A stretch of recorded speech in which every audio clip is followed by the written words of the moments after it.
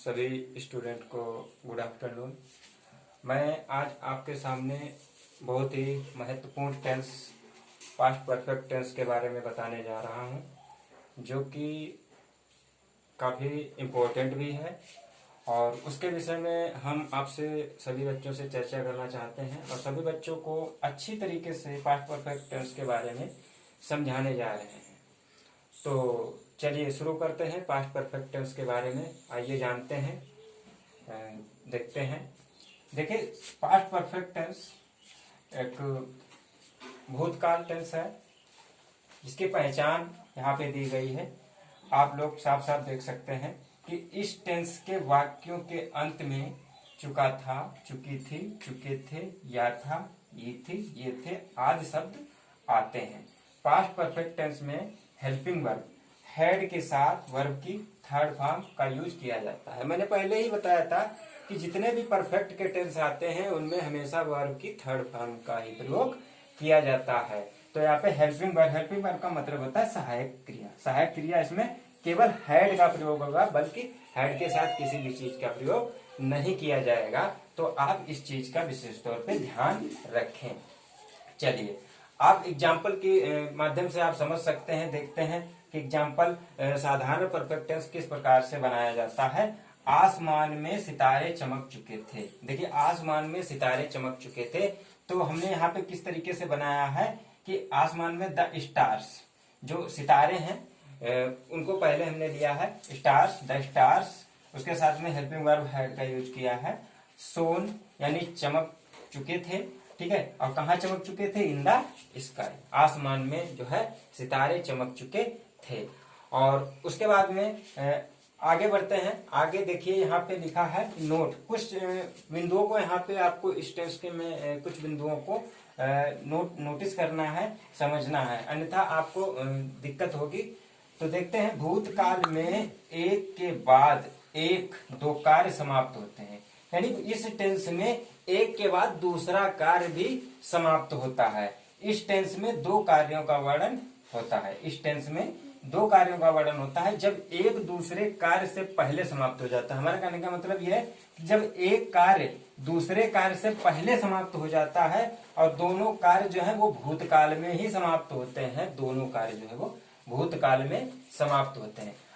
जो कार्य पहले समाप्त हो जाएगा, यानी पहले समाप्त होने वाले कार्य को अंग्रेजी में अनुवाद करते समय प्रत्येक सब्जेक्ट के साथ हैड लगाकर वर्ब की थर्ड फॉर्म लगाते हैं और बाद में समाप्त होने वाले कार्य को पास्ट इंडेफिनिट टेंस में लिखते हैं। यानी अगर कोई टेंस दिया गया है तो वहां पे हम क्या करते हैं कि जो टेंस बाद में लिखा गया है उस टेंस को हम पहले लिखते हैं, ठीक है। उस टेंस को पहले लिखते हैं और पहले वाले टेंस को हम बाद में रखते हैं। जो टेंस पहले बनेगा वो पास्ट परफेक्ट में बनेगा और जो दूसरा वाला सेंटेंस बनेगा वो पास्ट इंडेफिनिट में बनाया जाता है। इस चीज का बच्चे ध्यान रखें कि जो टेंस बाद वाला होता है, पहले बनाया जाता है, वो बनता है पास्ट परफेक्ट में, और जो बाद में सेंटेंस बनता है वो बनता है पास्ट इंडेफिनिट में बनाया जाता है। इस चीज का आप ध्यान रखें, ठीक है। चलिए, एग्जाम्पल के माध्यम से हम समझ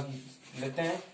मेरे पहुंचने से पहले, देखिए पहले यहाँ पे दिया गया, पहले के लिए स्पेलिंग मैंने यहाँ पे दी गई। पहले के लिए बिफोर शब्द का बीच में यूज किया जाता है, ठीक है।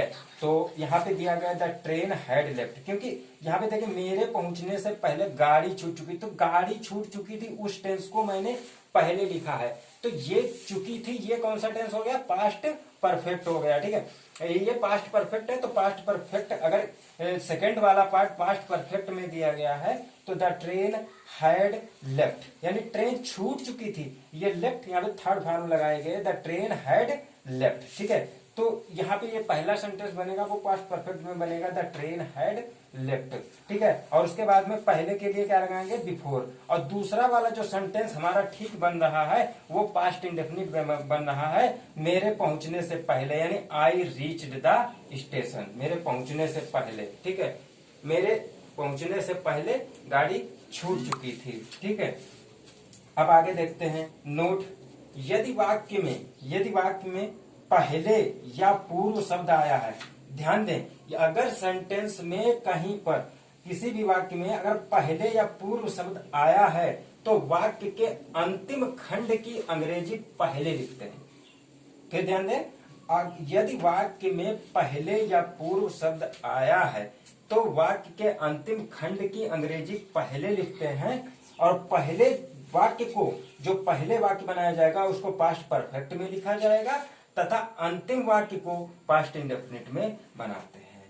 अगर यदि वाक्य में बाद या पश्चात शब्द आया है, बाद या पश्चात शब्द आया है, तो शब्द आया है तो वाक्य के अंतिम खंड की अंग्रेजी पहले लिखते हैं तथा उसे पास्ट इंडेफिनिट में बनाते हैं तथा बाद में यानी आफ्टर के में पहले भाग की अंग्रेजी लिखते हैं, उसे पास्ट परफेक्ट में बनाते हैं। इसे फिर देख लीजिएगा एक बार।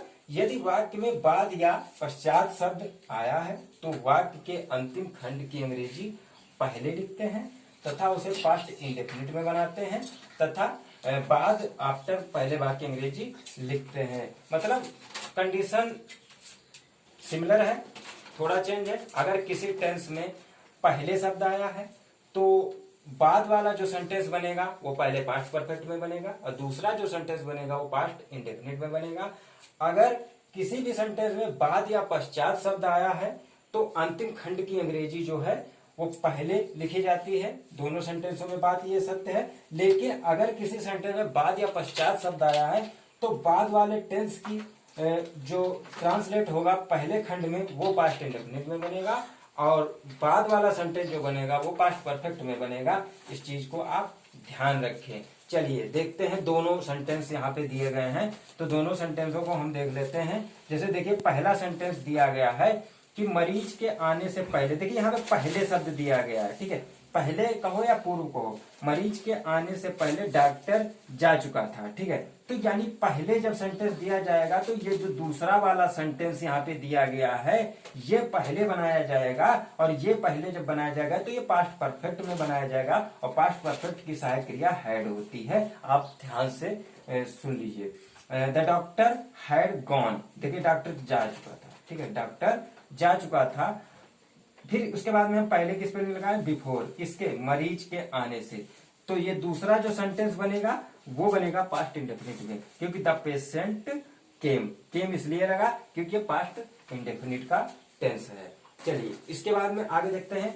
चांद निकलने के बाद, देखिए यहाँ पे बाद आ गया, ठीक है। तो चांद निकलने के बाद आसमान में सितारे नहीं चमके थे, तो बाद में जो सेंटेंस आया नहीं चमके थे, ठीक है। तो ये जो सेंटेंस बनेगा ये बनेगा पहले पास्ट इंडेफिनिट में, क्योंकि बाद दिया गया है इसलिए इसको पास्ट इंडेफिनिट में बनाते हैं। The stars did not shine in the sky, और चांद निकलने के बाद, ठीक है। तो after the moon had Ryzen, ठीक है, चांद निकलने के बाद, ठीक है। तो ये जो दूसरा सेंटेंस बना ये हमारा बन गया पास्ट परफेक्ट टेंस में। तो आप को अच्छे से समझ में आया होगा कि किस तरीके से यहाँ पे जो नियम दिए गए हैं, नियम बताए गए हैं, उसी आधार पर आप ध्यान रखिए। उम्मीद करता हूँ ये आपको वीडियो पसंद आया होगा।